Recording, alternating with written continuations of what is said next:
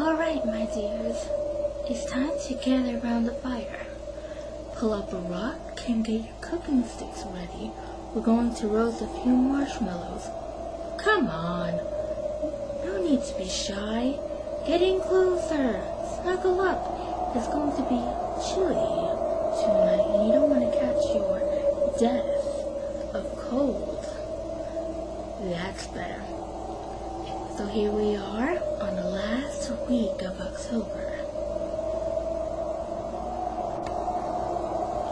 A Change of Ants by Vivian Alcock. Everyone knows the pond in Tibbetts Wood is haunted. A young nursemaid once drowned herself there. She had done it early one evening with the sun sinking in the red sky and the smoke from the burning house drifting through the trees.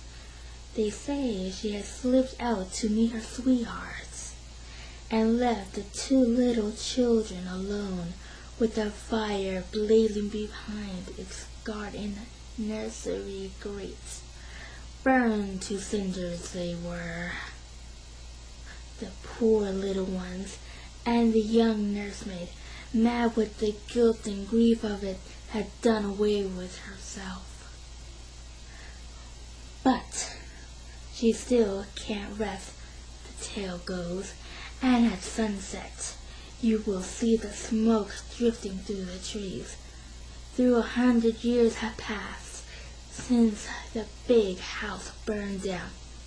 Then, if you're wise, you'll run, for that's when the poor crazed ghost rises up, all wet from the dark pond, and goes seeking the dead children. Searching and searching all through the woods for the little children. Take care she doesn't get you. Meg Thompson, who was 11, thought perhaps she was too old to believe in ghosts. Her brother, William, had believed in them, but he was only 8. Aunt Janet seemed to, but perhaps she was only pretending, just to keep William company so that he didn't need to feel ashamed. Even in full daylight, Aunt Janet would hold their hands and run past them, past the pond, chanting the magic charm. Lady of the little lake, come not night, for pity's sake. Remember when the sun is high, we may safely pass you by. And they would race up the hill through the trees until they arrived home, laughing, breathless, and safe. They loved Aunt Janet, who had looked after them since their mother had died. Unfortunately, a neighbor's brother came visiting from Australia, loved her too, and carried her back to be his wife. That was when Aunt Gertrude came. She was different from Aunt Janet as a hawk from a dove. Thick and hard and sharp, she seemed to wear her bones outside her skin and her eyes stalks. She could see dirty fingernails through pockets, smuggle bedroom cats through blankets, and broken mugs through 2 layers of newspaper and dustbin lid.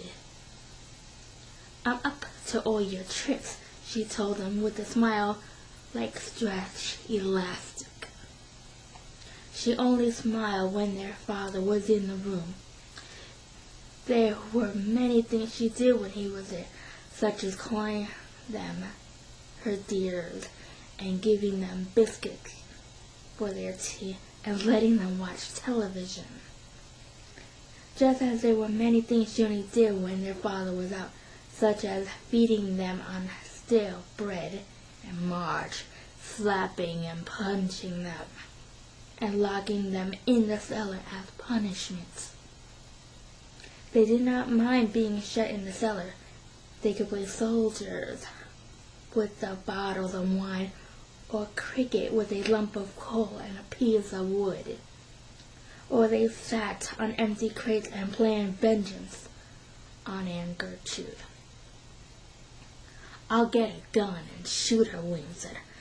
"I'll cut up her into little pieces with a carving knife and feed it to Toddies."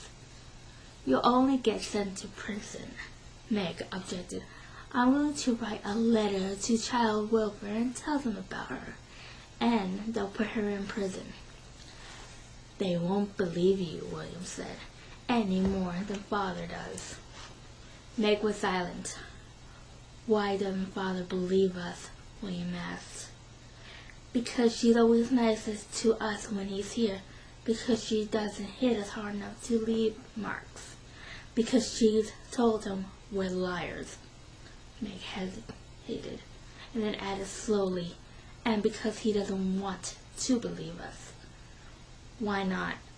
She's our last aunt. If she went, he wouldn't know what to do with us. He might even have to send us away. And that would be worse." William looked doubtful, but before he could say anything, the sound of a door shutting upstairs. "She's back. Look sad, William," Meg whispered. They did not want Aunt Gertrude to find out that they didn't mind being locked in the cellar. She'd only think of another punishment, one that hurt. "Meg," William whispered anxiously, "you haven't told her about the haunted pond, have you?" Meg shook her head. "She'd take me down there. I know she would." "At sunset," William whispered, his eyes full of fear. "At sunset, when it's dangerous to go." "I won't let her," Meg said. In September, their father had to go to Germany for a month on business. They both cried when he left, and this made Aunt Gertrude angry. As punishment, she sent them to bed without supper, locking their rooms so they wouldn't sneak down in the night to steal food from the refrigerator. "I'm up to all your little tricks," she whined to them. They were so hungry the next day that they were almost glad it was Wednesday, for every Wednesday Aunt Gertrude took them to tea with a friend of hers who lived in Eagleston Streets, 3 miles away by the road and no buses. Mrs. Brown was as squared as Aunt Gertrude was rectangular, but otherwise seemed to be made of the same material, granite. But at least they got sandwiches and cake there, and could shut their ears to the insults the 2 women aimed at them. "The trouble I've had with them," Aunt Gertrude started off. "I don't know what children are coming to, I'm sure," Mrs. Brown agreed, and they went on and on until at last it was time to go. The walk back was up the hill. Usually Aunt Gertrude would stride ahead and shout at the children when they laid behind. They never complained when their legs ached and blisters burst on their heels. They did not want Aunt Gertrude to find out about the shortcut to Tippett's Wood. But this Wednesday, as they were getting ready to go, Aunt Gertrude said that she was tired. "Looking after these 2 wears me out. I must tell John he must buy me a car. It's a long way walk home, back to Eagleston Hill." "Up Eagleston Hill," Mrs. Brown repeated, surprised. "Don't you take the shortcut to the woods?" The children looked at each other in alarm. "What shortcut?" Aunt Gertrude demanded. "I didn't know there was a shortcut. Nobody ever told me." Her eyes looked around for someone to blame and found the children. "Did you know about the shortcut?" she asked angrily. Of course they knew. "Everyone knows." She looked at Meg and William and smiled nastily. "Don't tell me you're afraid to pass the haunted pond. I thought only babies were afraid of ghosts." The sinking sun shining through the window, flushed her face as if it were wine. "Never mind," she said, her voice as falsely sweet as honey from a wasp. "I'm sure your dear Aunt Gertrude will curse you for such silly fantasies." William clutched hold of Meg's hand. "I'm not going through the wood. I'm not. You can't make us. Not at sunset." Meg put her arm around him.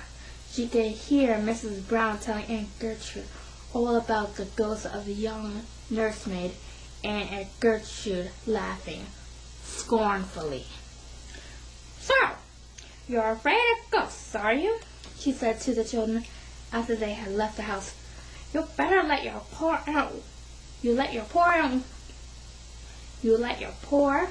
aunt walk 2 unnecessary miles because of some stupid old wives' tale?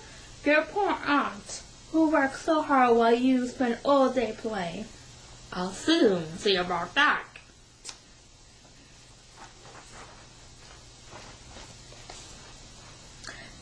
She grabbed them, each by the wrist, with her hard fingers, and dragged them down the path into the woods. The trees closed, and round them in a dark whispering cloud, seeming to mutter, "The sunset is coming, the sunset is coming." "Keep away, keep away."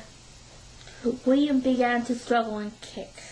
Aunt Gertrude let go of Meg and hit William so hard that he was knocked right off the path.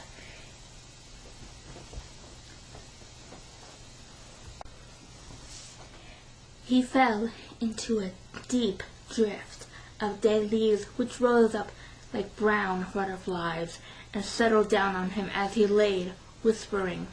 Meg ran to cover him. "You'll have a bruise," she whispered softly. "You'll have a big bruise to show Dad when he comes back." He smiled through his tears. "What's that? What are you two are plotting?" Aunt Gertrude asked sharply. "Any more nonsense out of you? And there's plenty more where that came from. Well, are you going to behave?" She stood there, tall and thin and hard as an iron lamppost, with the suddenly sun seeming to glow redly in her hateful eyes. "Meg," William whispered, his arms around her neck. "I think she's a witch, don't you? Meg, do you think she's a witch?" "No," Meg whispered back, more decidedly than she felt. "Come on, we better do as she says. Don't be frightened. I'll look after you, William." So they walked back down into the siding woods. Their aunt marched behind them, throwing a long shadow that struck at their feet. William held tightly onto Meg's hand, and as soon as the dark pond came to sight, they began to chant their breaths the words of the magic charm. "Lady of the lake, come not night, for pity's sake. Remember when the sun is high." "What are you two whispering about?" Aunt Gertrude demanded. "Nothing," they answered, for it was no good, the magic charm. It had only worked in daylight, when the sun was up. Now that the sun had fallen onto the trees, the sky was on fire. "Look," William whispered. Between the trees, pale wisps of smoke came curling and creeping over the ground like blind fingers searching. "It's the smoke, Meg! It's the smoke!" William screamed. Aunt Gertrude grabbed his shoulder and shook him. "Stop that, then! Make an examination of yourself. It's only mist from the rising of the water. Come, I'll show you." She started dragging William toward the pond. Meg grabbed him by the other arm, and for a moment they pulled him between them like a cracker. Then Aunt Gertrude hit Meg hard on the ear, and Meg let go. Putting her hands to her ringing head, Aunt Gertrude forced William to the very edge of the dark pond. There! Look down! There's nothing there, is there? You stupid little coward! Answer me! There's nothing there, is there? She was looking at William as she spoke. She did not see what both children saw. She did not see what rose out of the pond behind her. It was something dark and wet, a figure of water and weeds. Green mud clung like flesh to its washed bones. A frog crouched like a pumpkin heart in its cage of ivory, its crazed eyes, silver as the scales of fish, glaring down at Aunt Gertrude as she hit the terrified boy. It reached out. Aunt Gertrude screamed. William pulled away from her and ran. Blind with fear, he raced past Meg without seeing her and disappeared into the trees. Aunt Meg could not move. She crouched down on the damp, leafy ground and watched in terror. Dark water was torn from the pond in creamy tatters as two fingers struggled together, the screaming aunt and the other one, all water and weed and bone. Its silver eyes grunting, it fastened its ivory fingers like combs onto Aunt Gertrude's hair. Down they sunk into a boil of bubbles. Meg! Meg! William's voice called from among the trees, and Meg, as if released, leaped to her feet and ran after him, leaving Aunt Gertrude in the pond. William had fallen over. His knee was bleeding, his bruised face wet. Come on, hurry, Meg said, catching hold of his hand and dragging him after her. For there was someone following, running through the trees behind them, twigs snapping, leaves crunching under invisible feet. Run, William, run faster, faster, Meg cried. I can't, you must. Run, William, run. It was nearer now and nearer, following fast, biting in huge leaps over rotting branches and white nests of toadstool. Faster, Meg cried, looking fearfully over her shoulder at the shaking bushes, not seeing the twisted roots that caught at her feet. She fell, bringing William down with her. Aunt Gertrude burst through the bushes. How strange she looked. She had run so fast that the clothes she had on dried on her body, and her cheeks were pink. Her hair, loosened from its tight knot, was tumbled and tangled all about her head. The children cowered away from her as she came up and knelt beside them. Are you all right, my dears? My little darlings? She asked softly. Dears? Darlings? That was a nasty tumble. Why, you are shivering, Miss Margaret. And Master William, you've cut your poor knee. Miss, Master. If you're a brave boy and don't cry, I'll give you a piggyback home. And there'll be hot chocolate and cherry cake by the nursery fire. They stared at her, trembling. The look in Aunt Gertrude's eyes was soft and kind. The smile on Aunt Gertrude's mouth was wide and sweet. What is she up to? What cruel trick was she playing now? They were silent as Aunt Gertrude carried William up the hill to their home. There, as good as her word, she gave them hot chocolate and cake and sat them on the sofa while she bathed William's knee. When she had finished, she stood up and gazed at the empty grate in the living room while they were watching silently. Then she left the room. They had slipped their hot chocolate. Sitting side by side listening, they could hear her going from one room to another all over the house as if looking for something. "What's she up to?" William asked, whispering. "I don't know. Did you see it?" "Did you see it? In the pond?" "Yes." "What happened, Meg?" "Aunt Gertrude fell in," Meg said and shivered. "Why is she so different?" "I don't know." "I wish Daddy were back," William said, and his lip quivered. Meg pulled her arm around him, and they were silent again, listening to the footsteps going around and around the house, slowly, uncertainly, as if Aunt Gertrude had lost her way. There was no doubt that Aunt Gertrude was a changed woman since she fell into the pond. Perhaps the water had washed the nastiness out of her. The house had never been so bright and cheerful. Their meals had never been so delicious. She made them apple pie and cherry cake, and let them lick out of the bowls. She played leapfrog with them in the garden, and never minded running after the bulls at cricket. She told them bedtime stories, and kissed them good night. William started calling her Aunt Trudy, and would often hold her hand, taking her to see some treasure, a large snail with a roguish shell, a stone with a hole right through the middle of a jay's feather. Meg followed them silently, watching and listening. Once, when William did not know she was behind, she heard him say, "Aunt Trudy, you mustn't call us Miss Meg and Master William, you know." "Should I not, Master William?" "No, just plain Meg and William." "William, then.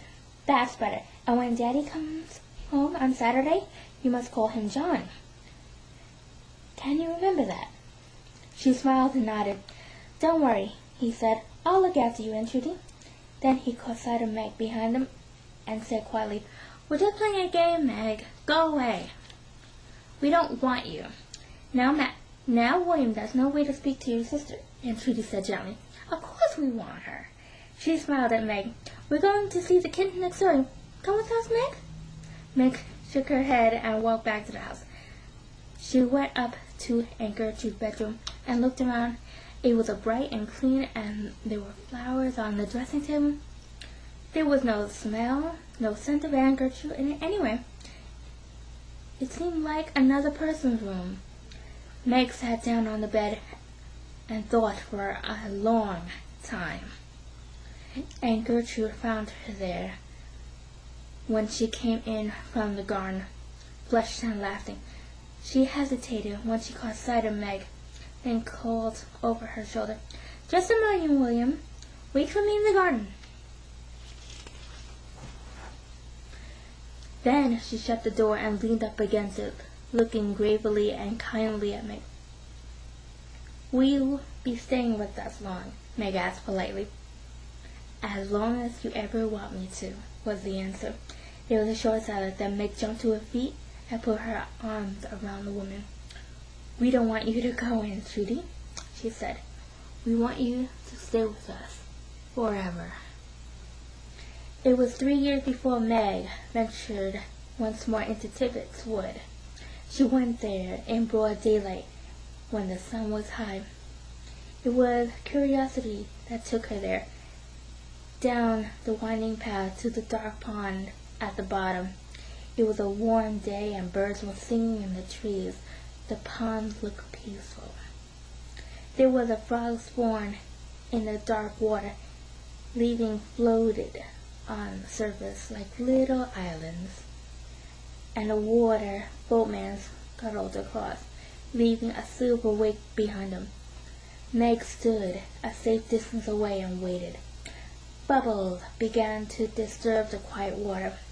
Small fish darted away and hid under the weeds. Now a scum of mud and filth rose slowly from the bottom of the pond. It spread across a clump of frog spawn, which shook and seemed to separate, and then reformed into the shape of a hideous, scowling face. As she watched, Meg thought she heard faintly a familiar voice. "Meg! Get me out of here! Get me out this that right to the servant girl. Meg, if you bring her down here, I'll give you a penny. I'll give you chocolate biscuits every day and roast beef. Just bring her down here and push her in. Meg, I'll never hit you again. I promise. I promise. Promise. Goodbye, Aunt Gertrude, Meg said firmly and left. That was the last time she ever walked into the woods around Tippett's pond.